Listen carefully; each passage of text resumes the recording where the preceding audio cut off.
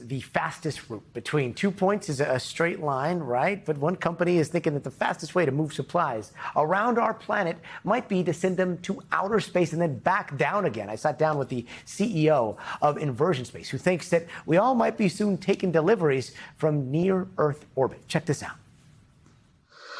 When you're building a space-based delivery company, it turns out one of the hardest problems isn't just getting cargo off this world.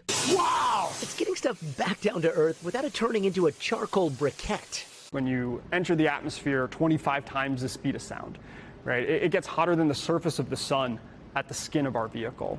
Justin Fischetti is the CEO and co-founder of Inversion, a SoCal-based company that wants to make special deliveries from outside our atmosphere to anywhere on Earth. With a proper number of vehicles on orbit, we can deliver that 500 pounds of cargo to any place in as little as an hour. How many of these do you envision up in space? We're seeing thousands to tens of thousands in the next 10 years. Tens of thousands of these preloaded, pre-positioned with all kinds of different cargo. Yeah, totally. I mean, think about how many shipping containers there are. Think about how many UPS trucks exist. Fundamentally, as you look at the price curve of this, we start to become competitive with air freight. A huge constellation is the long-term goal. Today, Inversion is still in the testing phase of the technology, and just like a lot of other aerospace innovations, their first applications will likely be for the military, who would be able to call down defense packages anywhere on the planet. That is anything from medical supplies to ammunition to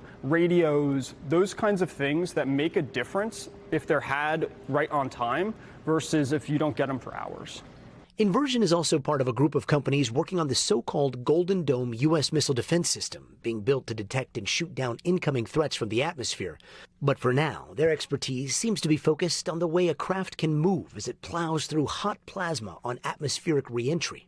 Our vehicles are specifically tuned to be highly maneuverable, and the vehicle shape is such that it can maneuver through the atmosphere without burning up. Really hard problem. To test those kinds of conditions, they've built a 12,000-degree torch to blast the protective materials covering its Arc capsule. We're going to heat up our sample and move it in and out of the flame as if it were re-entering and maneuvering through the atmosphere.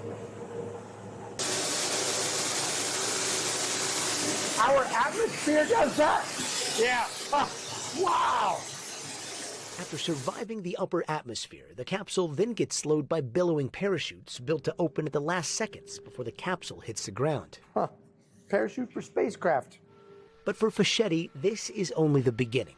All of it building out tech for a future where humans can travel across the globe by taking a shortcut through space and make an orbit as regular as catching a flight. Eventually, if you want to go to Japan to have lunch and then go to France to have dinner, you could. As these vehicles get more reliable, lower cost, why wouldn't we fly people? The fastest way to get to point A to point B is actually going up into space and then dropping down like a bullet. That's right. If we do move into that future, how long is it going to take to get from anywhere on Earth to any other spot? Most average flight time is probably going to be 45 minutes around the globe. A lot of things need to kind of happen between now and then, but it's very clear that's where this is going.